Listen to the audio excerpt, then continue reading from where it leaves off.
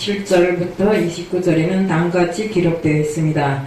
내 손이 선을 베풀 힘이 있거든 마땅히 받을 자에게 베풀기를 아끼지 말며 내게 있거든 이웃에게 이르기를 갖다가 다시 오라 내일 주겠노라 하지 말며 내 이웃이 내 곁에서 안전히 살거든 그를 모해하지 말며. 저는 오늘 죽기까지 충성하라 이것이 순종이다 하는 제목 갖고 나왔습니다. 기도드리겠습니다. 아멘. 사랑의 하나님 아버지, 저희들 하나님께 늘상 순종하고 충성하는 자가 되겠다고 하지만 실제적으로 그 충성이 어디에서 나오는지 그 순종이 어디에서 나오는지를 잘 모르고 살고 있습니다. 하나님 아버지, 저희들 정말 죽기까지 충성할 때 이것이 바로 순종이라는 것을 바로 알고 오늘 이 시간부터 정말 주님 앞에 충성하고 순종하는 자 될 수 있도록 하게 해주실 줄 믿사오며 예수 그리스도 이름 받들어 감사하며 기도드리옵나이다. 아멘. 제가 정말 이 죽기까지 충성했던 한 그 선교사에 대한 일을 오늘 들려고 합니다. 아프리카에서 헌신했던 헨리 C. 모리슨이라는 선교사가 있었습니다. 그는 아프리카 선교를 하면서 정말 사랑하는 가족을 잊고 사랑하는 아내마저도 다 잃으면서 그 선교를 위해서 헌신을 했습니다. 정말 나이가 먹어서 늙으니까 이젠 더 이상 선교할 힘이 없다고 생각해서 고향인 미국으로 다시 돌아옵니다. 그 돌아오는 배에는 누구 탔는가 하면 아프리카의 한 나라를 순방하고 코끼리 사냥을 마치고 돌아오는 미국의 대통령이 타고 있었습니다. 그래서 배가 항구에 이르자 대통령이 내리는데 갑자기 붉은 카펫이 쫙 깔리면서 군악대가 양쪽으로 다 서서 빵빠레를 불고 그 다음에 막 꽃을 드는 사람들이 나와서 막 함령을 하고 이럽니다. 그러니까 자기도 모르게 그 뒤로 따라가는데 일반인들이 내릴 때 보니까 카펫은 어디로 갔는지 없고 빵빠레도 어디로 갔는지 없고 정말 나가보니까 한 사람이 그지없고 자기를 마중 나온 사람 한 명도 없더라 이겁니다. 그래서 정말 세상의 허무함을 알고 하늘에 대고 하나님께 원망을 했답니다. 하나님, 나는 선교를 위해서 정말 사람들이 영혼을 구하기 위해서 내 정말 사랑하는 아들 둘 다 잃고 아내까지도 잃고 이렇게 나이가 먹어서 더 이상 할 수가 없어서 고향에 돌아왔는데 돌아오니 누구도 나를 반겨주는 사람이 없고 정말 저는 외롭기가 그지없다고 이렇게 하면서 하나님께 원망을 합니다.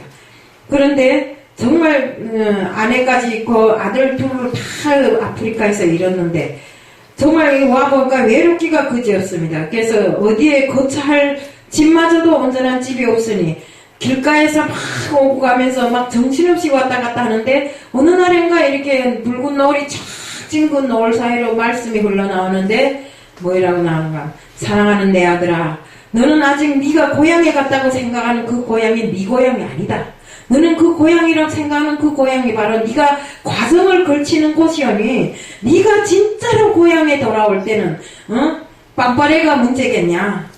나팔이 문제겠냐? 그리고 그 붉은 카펫이 문제겠냐?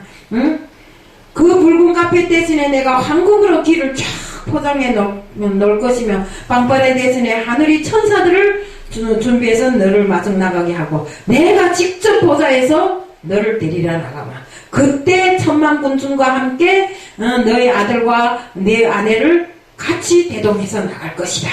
그러니 걱정하지 말라고. 이렇게 주님의 말씀이 흘러나옵니다.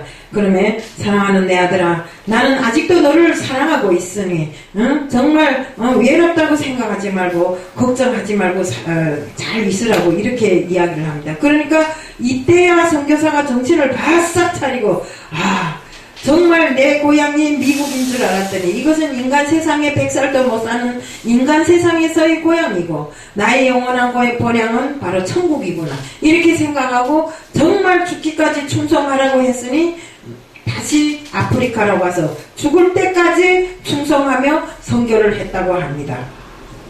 우리 인생은 진실로 하나님이 기쁨의 대상이 돼야 하고 그 기쁨의 대상이 되기 위해서는 우리가 그저 날마다 오늘 이만 내일 저만 이렇게 살아가고는 절대로 안 됩니다. 우리에게 제일 중요한 것은 하나님께 충성하는 그 삶입니다. 우리 스테반 집사를 보세요. 선교를 하다가 정말 순교를 당하잖아요. 그렇게 순교를 당한 그 삶이 바로 하나님께서 원하시는 삶이고, 우리 바울도 역시 정말 자기 편대를 향해서 열심히 달려가며 자기 일을 다 하다가 천국에 입성했습니다.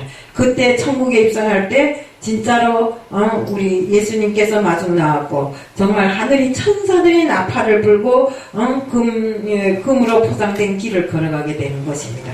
이처럼 우리 인생은 하나님께서 우리를 이 세상의 모든 사람들을 위해서 정말로 너희들은 가서 나의 뜻으로 그들을 준비하라고 이렇게 보낸 나그네와 같은 인생입니다.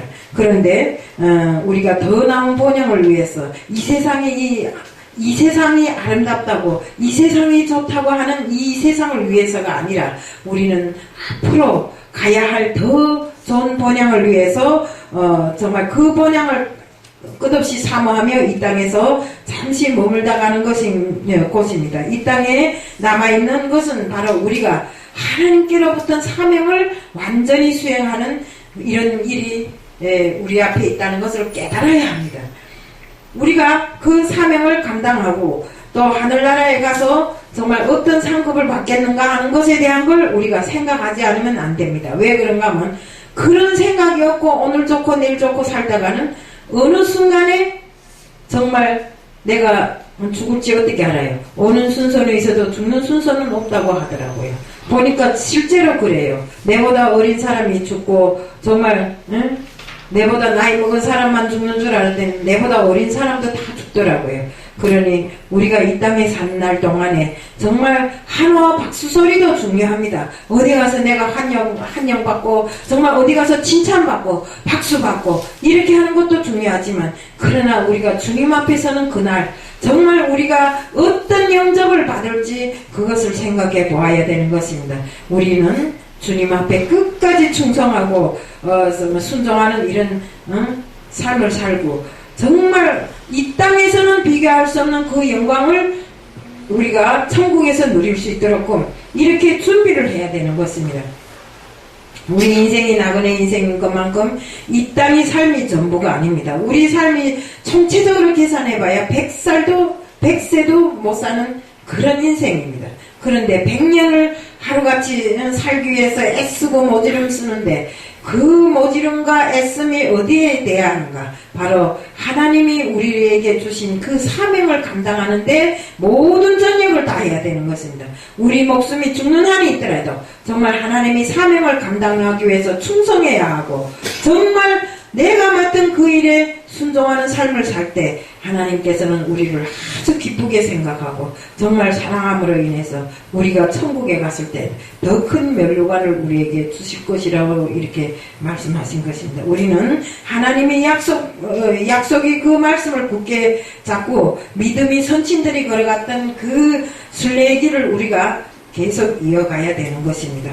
끝까지 번영을 사모하면서 정말 믿음의 길을 걸어가야 하고, 하나님께서는 우리를 홀로 두지 않습니다. 믿음의 길을 걸어가는 우리들은 정말 고와 같은 신세라고 때로는 이렇게 한탄할 때 있지만, 우리 하나님께서는 우리를 버려두지 아니하시고 정말 어려울 때 힘주시고 정말 능력이 약할 때 능력을 주시고, 이렇게 정말 우리 살아가는데 필요한 모든 것을 다 해결해 주시는 하나님이십니다. 그런 하나님을 옆에다 놓고 우리는 때때로 세상을 원망하며 살아갈 때도 있습니다. 아까 우리 유순찬 목사님 이야기했지만 죽겠다고 죽어봐야 하나님 앞에 꼭 붙들린 사람인데 그 목숨이 죽어지냐고요? 안 죽어져요. 네? 100번 1000번 내가 죽겠다고 약이 아니라 별걸 다 먹어도 안 죽어진다 이겁니다. 왜요? 하나님은 우리를 사명을 줘서 내보냈는데 그 사명을 감당하기 전에 죽이는가요? 안 죽여요. 그러니까 죽을 생각들을 전혀 하지 마시고 정말 살아생전에 내가 하나님께 충성하는 그 삶을, 그 모습을 정말 하나님에게 보여드린다면 하나님은 기쁨으로 우리들을 맞을 수 있습니다. 그래서 우리는 정말 천국 가는 그날까지 우리 삶을 지켜서 정말로 하나님이 제일 기뻐하실 일만 골라가며 하는 우리들 모두가 되자는 것을 말씀드리면서 오늘 말씀을 이것으로 마칩니다. 감사합니다.